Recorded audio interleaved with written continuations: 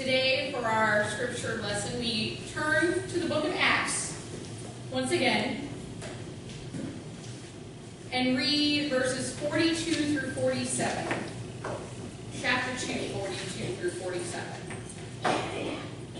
And they devoted themselves to the apostles' teaching and fellowship, to the breaking of bread and to prayer. And fear came upon every soul, and many wonders and signs were done through the apostles. And all who believed were together and had all things in common. And they sold their possessions and goods and distributed them to all as any had need. And day by day, attending the temple together and breaking bread in their homes, they partook of food with glad and generous hearts, praising God and having favor with all the people. And the Lord added to their number, day by day, those who were being saved. This is the reading of the word. Thanks be to God.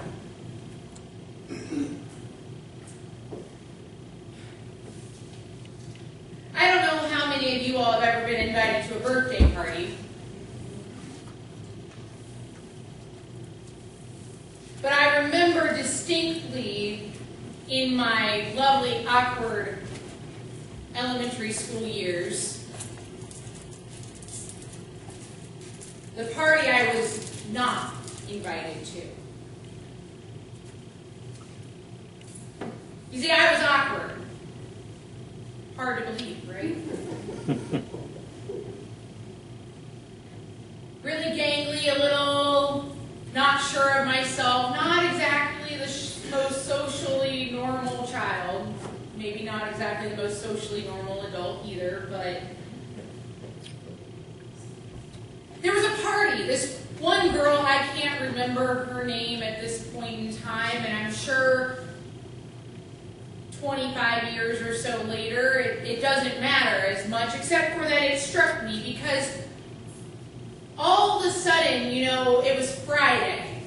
How many of us look forward to Friday? It's already Sunday, and I'm like, what's going on Friday, right?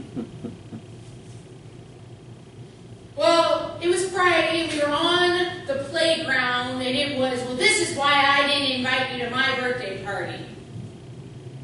I was a little bit of a know-it-all. That might have been it. I don't know. But she yelled that to me as we're on the playground, and it came out that everybody else in the class had been invited, but me.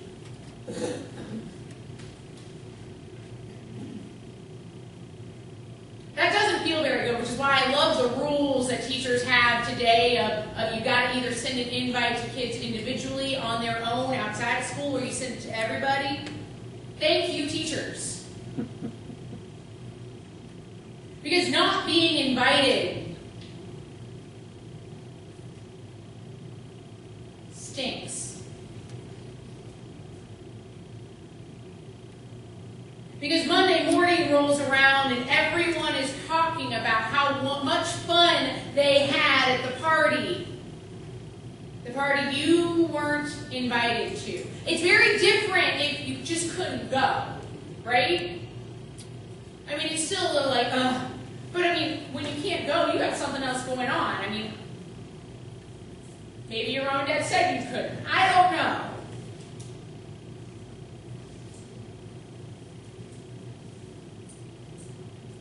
When you're not invited,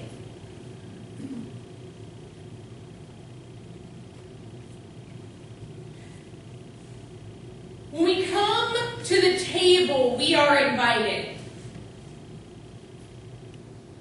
The problem is that sometimes we don't know where the invitation is. How many of us have done that? Their kid's birthday party coming up on a Saturday, and you go, oh wait, where did that thing go? I have a clipboard on my calendar, a clip specifically to put all those things right there, and I still lose them.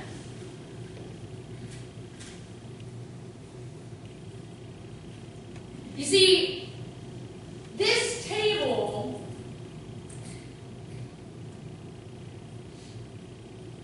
purposefully has no chairs.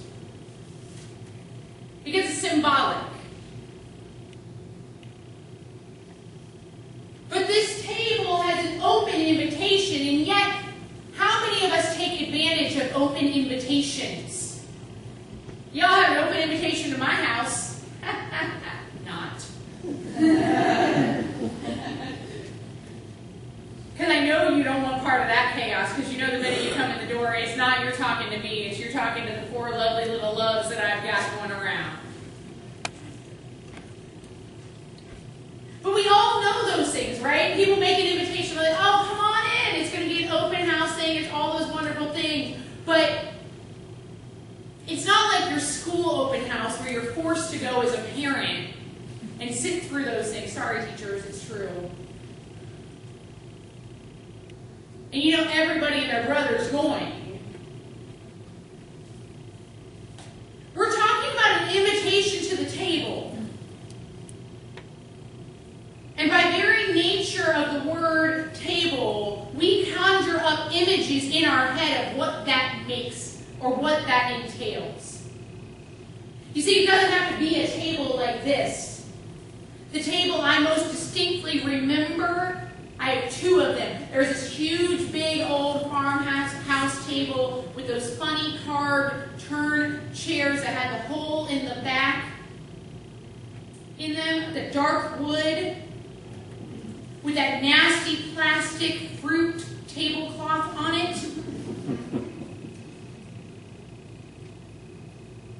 Or the two bar stools that sat at the counter.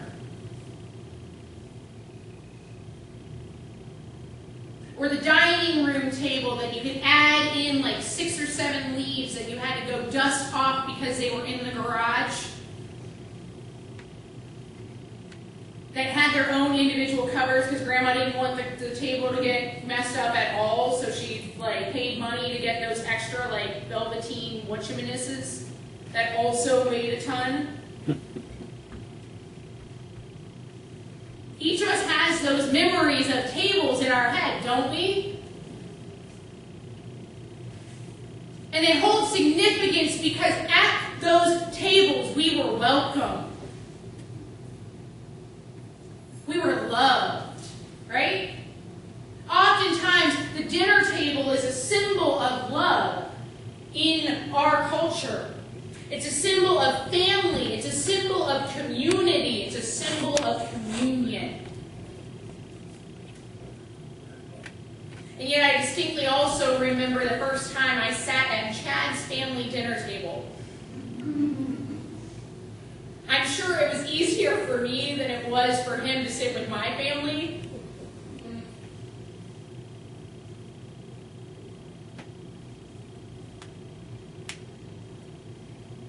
But you have that sense of awkwardness, right?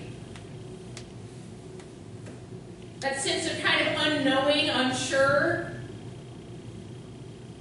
Not knowing what to expect, and yet you're invited, and people want to know you.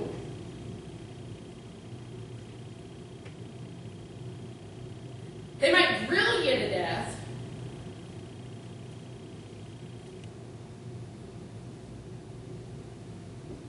But they want you to be at the table. They want you to come to the table. How much different is that in our lives as people of faith? It's not.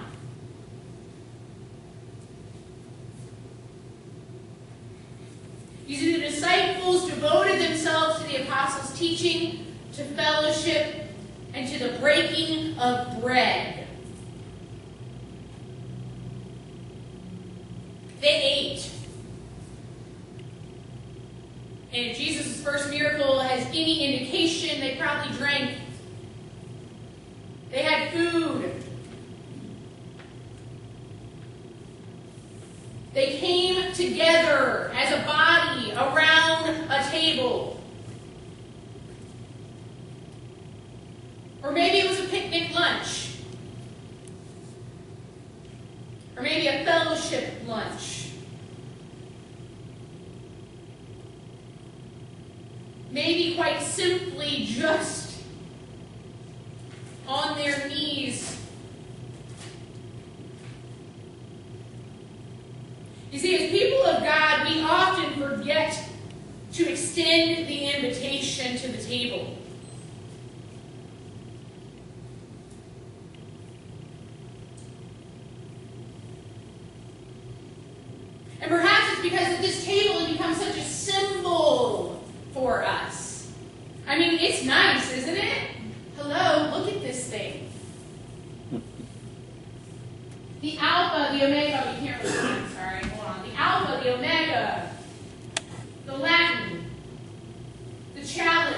beautiful cloth, the symbols of the cup and the bread,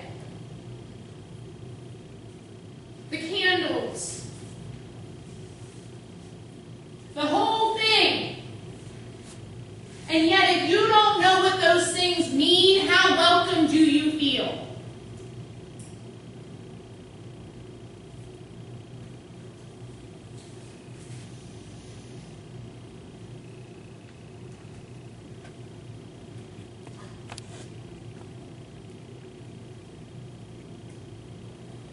If we don't know how to explain what they mean, if we don't know how to invite someone to understand, then as welcome as we feel at this table, they will not. And you see, that's counterintuitive to what Christ proclaims, that all are welcome at the table. That Christ sets the table from which we eat and partake of. That Christ comes and says, I have died for all.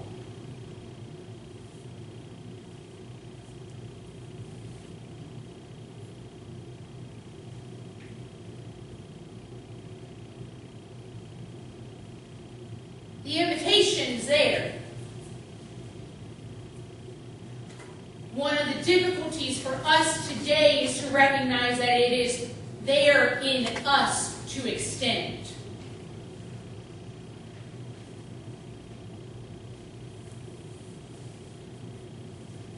We're the invitation to the table.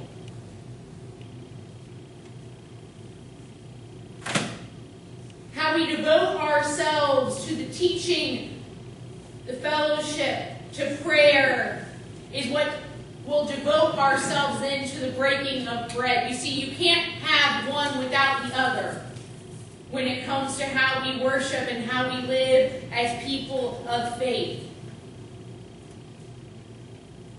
It is when we bring all of those parts together that they make more sense. And the invitation is then more relevant.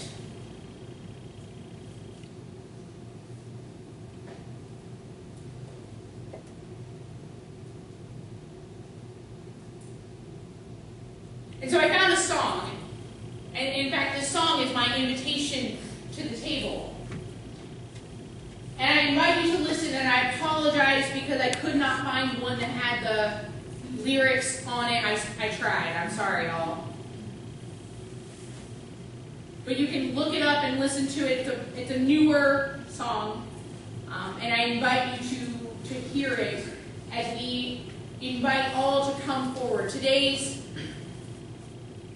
communion is by invitation.